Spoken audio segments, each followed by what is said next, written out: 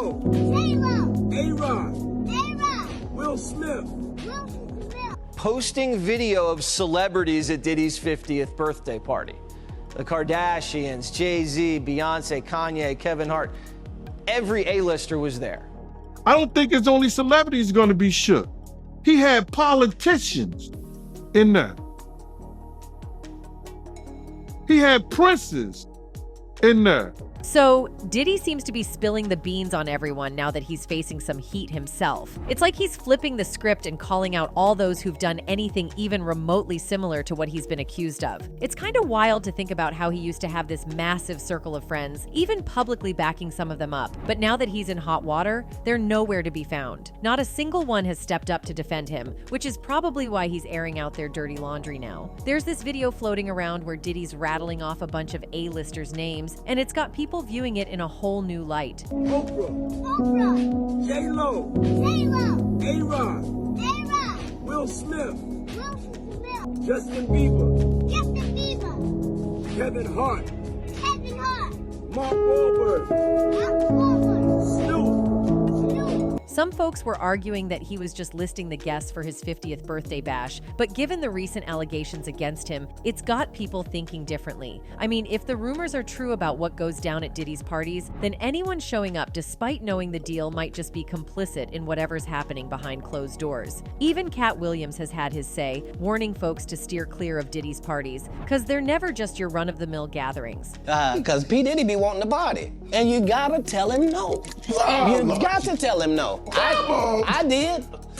I did. Let's start with OPR Winfrey. For years, there's been some talk about OPR being a bit shady and allegedly involved in some not-so-great stuff. Take her show, for example. For decades, OPR has been on TV pushing all sorts of characters onto her show, some legit, some not so much. She's had everything from self-proclaimed miracle workers to straight-up parading across her stage, and she always spun it like she was shedding light on taboo topics, helping out the regular folks tuning in. But as time went on, it became pretty clear that OPR main focus was one thing and one thing only: ratings. She'd bring on these sketchy characters, from con artists to people claiming they had superpowers, all in the name of entertainment. But some of these guests were downright despicable, like John of God, who's currently serving nearly 500 years behind bars for some serious crimes. One of the most famous spiritual healers in the world rarely talks to anyone on camera. John of God agreed to sit down with me under a mango tree on the grounds of the casa. Let's dive in a bit. In December 2018, allegations of A by John of God, whose real name is João Teixeira de Faria, were put forward by 12 women. The number of claims led to the prosecution office of the state of Goiás creating an email address and phone line to receive all accusations towards him. In 30 hours, over 200 complaints were received from 9 different Brazilian states and 2 claims from abroad. Claims were reported by the prosecution's office as having potential to be the biggest SEX scandal in the history of Brazil, overwhelming the Roger Abdelmassi case. Claims included the alleged A of victims as young as 14 years old, as well as a woman who revealed having been AED for 3 days. On the 11th of December, 4 days after the Conversa com Biel show, the number of SA complaints against Faria had reached 206, prompting him to limit his appointments at Casa Dom Inácio de Loyola. Questioned by reporters, he simply said, "I'm innocent," and walked away. On 12th of December, the public prosecutor of Goiás called for the arrest of Faria. On the 16th of December, Faria surrendered himself to the police. The number of SA accusations gradually reached 600. The R word occurred from 1986 to 2017. Faria's daughter Dalva supported the accusers, calling her father a and alleging that she was beaten and R-worded by him until she ran away when she was 14 years old. Faria was transferred to a hospital from prison in March 2019. On the 19th of December, he was sentenced to 19 years and 4 months for the R-word of 4 women. He is facing additional cases related to 10 SEX crimes. He was released from prison on house arrest when the COVID-19 pandemic struck in early 2020 due to his age and poor health. And OPR gave this guy a platform. Also, remember when OPR gave airtime to Monique's brother Gerald, who's a convicted felon? Yeah, the same brother who spent over a decade in prison for essaying Monique. I did assault inappropriately, touch my sister in manners that were not comfortable for her. And for that, I apologize. and I'm humbly sorry. Not only did OPR put him on blast, but she even blindsided Monique by having their parents on the show too. And get this, these were the same parents who didn't believe Monique when she spoke out about what Gerald did to her. But here's where it gets even messier. Monique spilled the tea on the Club Shay Shay podcast, revealing how her parents tried to sell her story to Barbara Walters. And you know what? Barbara shut them down, recognizing they were trying to cash in on Monique's trauma. But OPR? Oh, she jumped at the chance to bring Gerald on her show. And when Monique confronted her about it, all she got was some half-baked apology about, if I did something wrong. Right. And I shared with Oprah Winfrey what we were going through and how I felt. And I was, you trying to balance it out because it's your mother. And I shared that with you. And I shared with her my family and what the dynamic was. And you think that that's just okay? And the way you try to apologize in front of a group of women, if you think I've done anything wrong. And that's not even the half of it. Monique's also called OPR out for blackballing her and trying to swipe her roles. Now, Monique has been on this crusade, calling out Lee Daniels and OPR Winfrey for what she sees as them messing with her career. It's been brewing for years, but recently she dropped some serious tea on Club Shay Shay. Monique drops a bombshell about how OPR allegedly snatched up roles that were meant for her. Like, remember The Butler? Yeah, it was supposed to be hers, or so she says. Lee Daniels apparently offered it to her, but when OPR expressed interest, well, you can guess who ended up with the part. Said, Mo, at the time I didn't have no power and I didn't have no money. So when Oprah said she wanted it, so who played the lead role in The Butler? Oprah Winfrey. And it doesn't stop there. Lee Daniels had this biopic in the works about Richard Pryor, and guess who he wanted to play the grandmother? Monique. But lo and behold, OPR swoops in and claims the role for herself. Now, Monique's not saying OPR intentionally stole these parts, but she's definitely raising some eyebrows about the whole situation. She's like, hey, let's sit down and talk about this. Because from where she's standing, it's all looking a bit suspect. And let's not forget about how Monique called out OPR for doing Michael Jackson dirty too. I mean, after the King of Pop passed away, OPR decided it was a good idea to give a platform to his accusers, and Monique was not having it. See, back in '93, when MJ was ruling the entertainment world, he agreed to sit down with OPR for an exclusive interview at Neverland. And let me tell you, OPR fired off all sorts of nosy questions, but MJ's star power helped skyrocket her show's global reach. That interview was like pure magic, thanks to MJ. So you can imagine why Monique felt it was shady for OPR to wait until MJ was gone to give airtime to his accusers, especially considering these accusers changed their stories multiple times and even admitted to lying under oath. And this man has been gone for over 10 years. And not only is he gone, he was found not guilty. But OPR defended herself, saying she felt a responsibility to shed light on the pattern of these kinds of crimes and how the victims feel. Trying to get people to understand that it's not about one person, that it is about the pattern, it is about the seduction. But a lot of folks thought OPR was talking out of both sides of her mouth because MJ was never found guilty of any of the stuff he was accused of. And here's where it gets even stickier. While OPR was shining the spotlight on MJ's accusers, her buddy Harvey Weinstein was out here doing some seriously messed up stuff. I mean, the guy's locked up doing 39 years behind bars for his crimes. So how come OPR didn't think about giving a platform to Weinstein's victims? Let's do a quick recap for those not in the loop. Harvey Weinstein, big shot American filmmaker, basically became the poster boy for the #Me Too movement. You know, that whole wave exposing SA. So rewind 5 years, and what had been the gossip in Hollywood's back alleys finally went public. News broke with these explosive articles, spilling the tea that Weinstein had been messing with and harassing loads of women for like forever. In October 2017,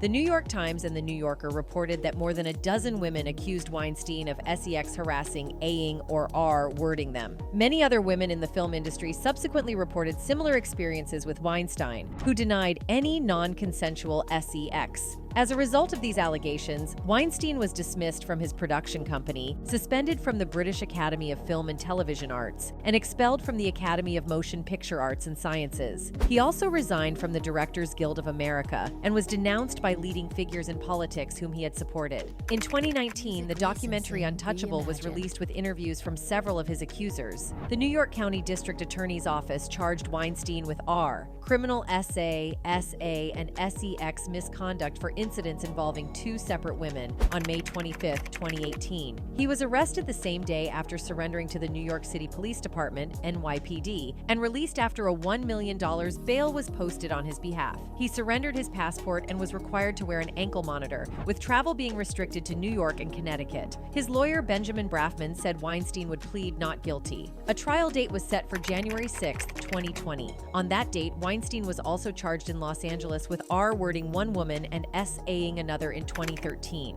On June 8, 2022, Weinstein was formally charged by the Metropolitan Police with 2 counts of indecent A against a woman in London between July 31st and August 31st, 1996. After deliberating for 5 days, a jury convicted Weinstein on February 24, 2020, of 2 of 5 criminal charges: 1 count of criminal S.A. in the first degree and 1 count of R in the third degree. The jury found him not guilty regarding S.A., which could have led to a life sentence. On July 20th, 2021, Weinstein was flown to Los Angeles and taken to the Twin Towers Correctional Facility. The trial in Los Angeles commenced in October 2022. Weinstein was charged with 11 counts of R, forcible population, and SEX battery stemming from alleged acts between 2004 and 2013. He was found guilty of 3 of 7 charges. 4 of the initial 11 charges were dropped on December 19, 2022. Convictions included charges of R, forced population, and third-degree SEX misconduct. On February 23, 2023, Weinstein was sentenced to 16 years in prison for these convictions. His sentence in California prisons must be served separately from, consecutively to rather than concurrently to, his time served in New York. So, as you can see, OPR has got herself surrounded by a whole bunch of shady characters who've done some pretty terrible things. And then there's Kevin Hart. He and Diddy have been tight for years, right? But now there's talk that maybe their friendship isn't as straightforward as we thought. Some whispers are swirling around suggesting that Kevin might be more than just a buddy to Diddy. Some are even saying he's Diddy's gay handler. There's this video making the rounds online showing Diddy and Kevin hanging out, and let's just say the vibe is off. It's got folks second-guessing their whole dynamic. You know, just don't get close to the bed. Don't get close, but it's just like, yo, we want to thank you for hosting the thing, man. It's been a pleasure. You didn't have to do it, and you did it. No, I definitely didn't have to do it. I definitely didn't have to. First and foremost, I'm not getting in the bed. But it gets juicier when Usher pops up in the video too. And Diddy almost drops this line about them possibly sharing a bed at some point. Cue the raised eyebrows and the memories of those old rumors about Diddy supposedly G-wording Usher. In case it slipped your mind, back in the 90s, Diddy ran this thing called Puffy Flavor Camp. It was basically a deal for young, up-and-coming stars to get some mentorship from him. And the stories these celebs spill about their time in Puffy Flavor Camp are jaw-dropping. One of the kids who got a taste of this flavor camp was Usher. Usher was set to be an R&B sensation from a super young age. He spilled the beans in 2016, telling Howard that he really got a grip on what being famous meant after spending a year living with Puff Daddy when he was just 14. "I got a chance to see some things. I went there to see the lifestyle and I saw it," Usher said during his first Stern Show interview. We're sending you over to something called Puffy Flavor Camp. There you go. To learn Flavor Camp. Yeah, Flavor that's Camp. what it was called. And you're going to go to Puff Daddy's. He's going In the 90s, do you understand what that's like? But hey, it was curious. I got a chance to see some things. Yeah, but you were 13. What were you seeing? I went there to see the lifestyle. Right. And I saw it. And it was, but I don't know.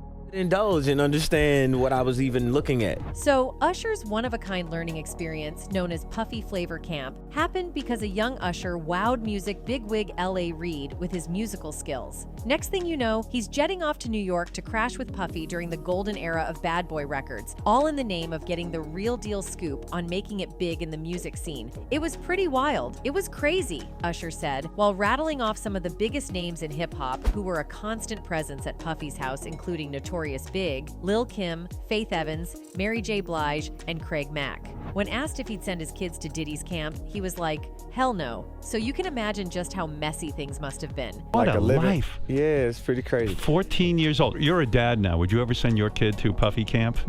Hell no. And speaking of Kevin, well, it seems like his funny man persona might be covering up a darker side. There's this old video resurfacing where he's seen going off on his trainer, and his wife and friends are just standing there, doing nothing. It's not until things start getting physical that they finally step in. If everything stopped today, do you survive? Yes. You're a liar. You talk, boss. Do you have a home? I make more money on training. Do you have a home? You talking about? Do you have a home? Down, man. You're out of line, man.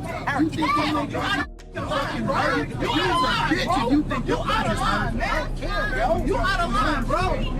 I don't care. Also, there's been whispers in the wind about how Kevin climbed his way to the top, from cozying up to the big shots in the industry, maybe even stepping on some toes to get ahead. And then there are even these whispers about some seriously questionable stuff he might have been involved in. Take what Cat Williams said, for example. On the Club Shay Shay podcast, Cat straight up called Kevin an industry plant. He pointed out how quickly Kevin rose to fame, scoring a sitcom and starring in Soul Plane, all within his first year in LA. According to Cat, this raises eyebrows and makes Kevin's early history seem a bit like a mystery. He already had his deals when he got here. Have we heard of a comedian that came to LA and in his first year in LA, he had his own sitcom on network television and had his own movie called Soul Plane that he was leading? No, we've never heard of that before that person or since that person. He continued saying, "What do you think a plant is? Maybe people don't understand the definition of these words." Have we heard of a comedian that came to LA and in his first year in LA, he had his own sitcom on network television and had his own movie called Soul Plane that he was leading? What do you think a plant? The whole Kevin Hart is an industry plant theory goes back to a Hollywood rumor that's been circulating for quite a while. There's this talk that entertainers are kind of blackmailed into wearing a dress on screen, almost like a rite of passage before they can level up in the fame game.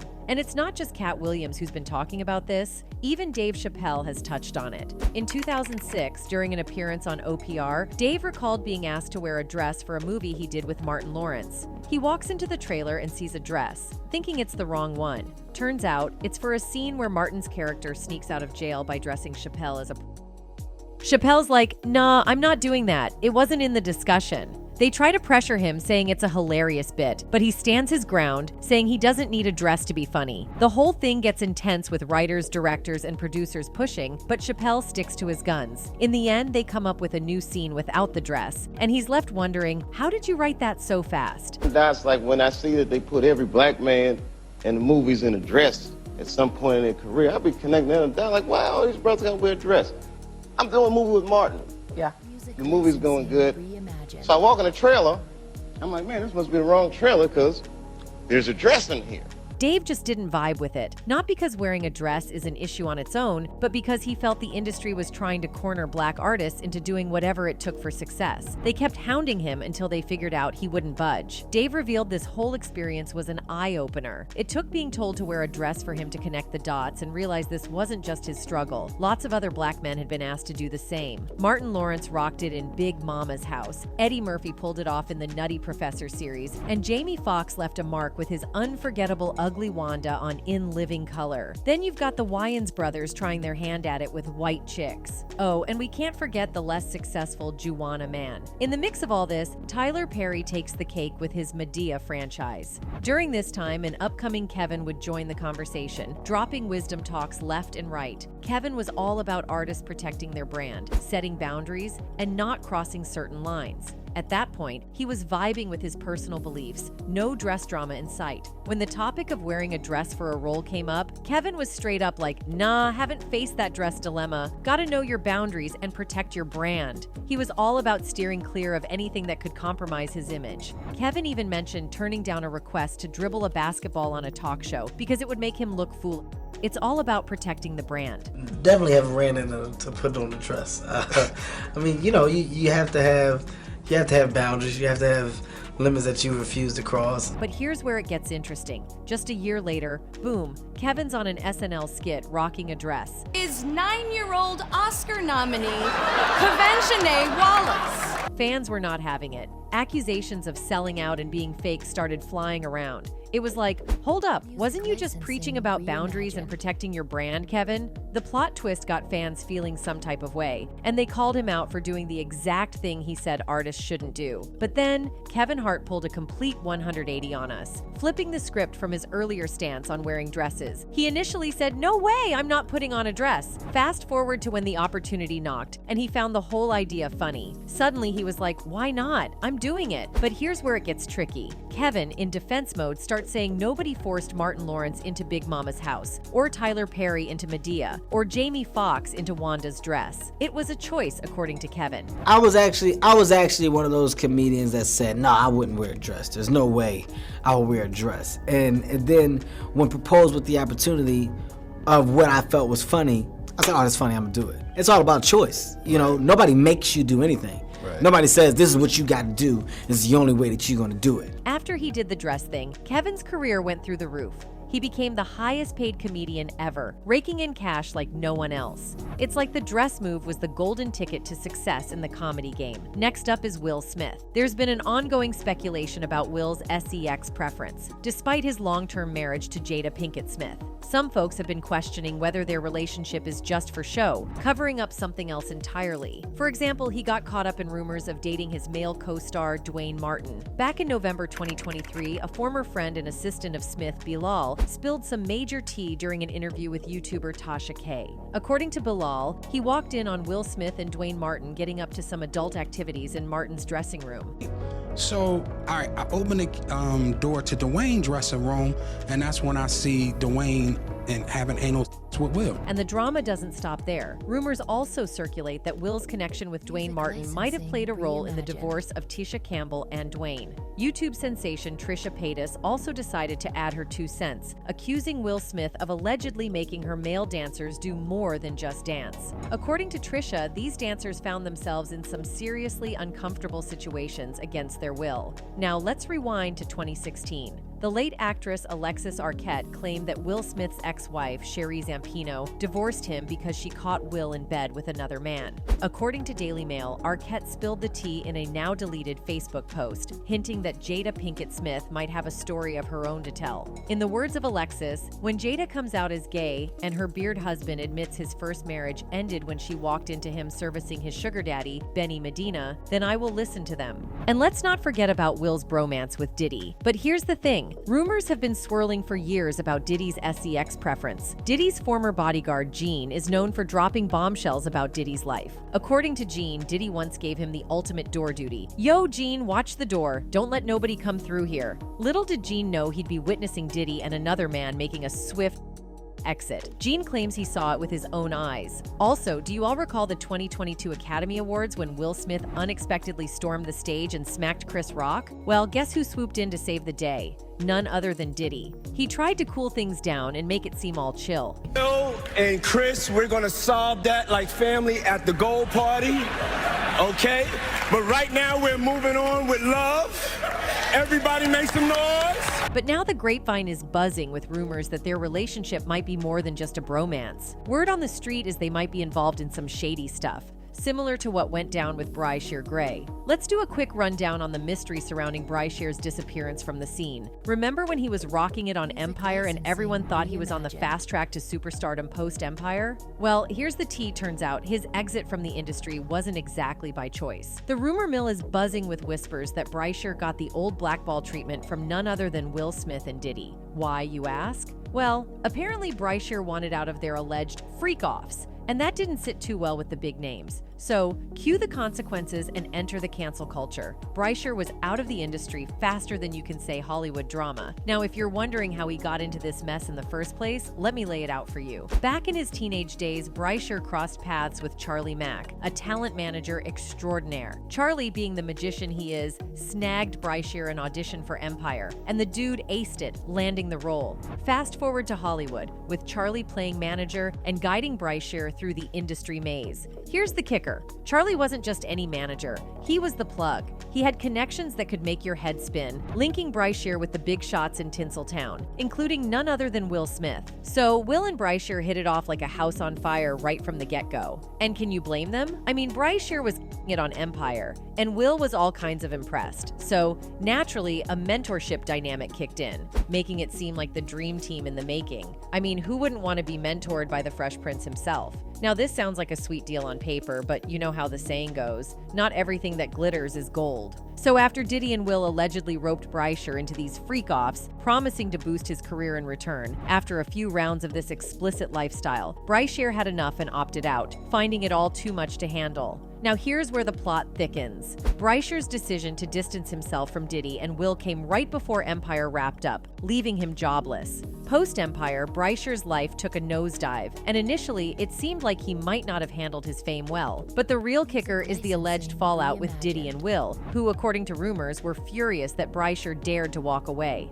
Allegedly, they didn't take kindly to his departure and supposedly pulled some strings to blacklist him from the industry. Remember how Cassie spilled the tea about Diddy threatening her career when she tried to leave? Well, if the rumors are to be believed, Bryshare faced a similar fate. Allegedly, Diddy and Will ruined his career as a form of revenge, and there are even whispers that they allegedly used threats to keep him silent. Ever wondered why Bryshare's career didn't soar, despite having A-list mentors like Will Smith and Diddy? Well, the rumors suggest they might be the ones who allegedly kicked him out of the spotlight in the first place. This Diddy drama just keeps getting juicier by the minute. If he's really at the point where he's like, screw it, then it could spell major trouble for a bunch of other big names. Drop your thoughts in the comments, and we'll catch you in the next video.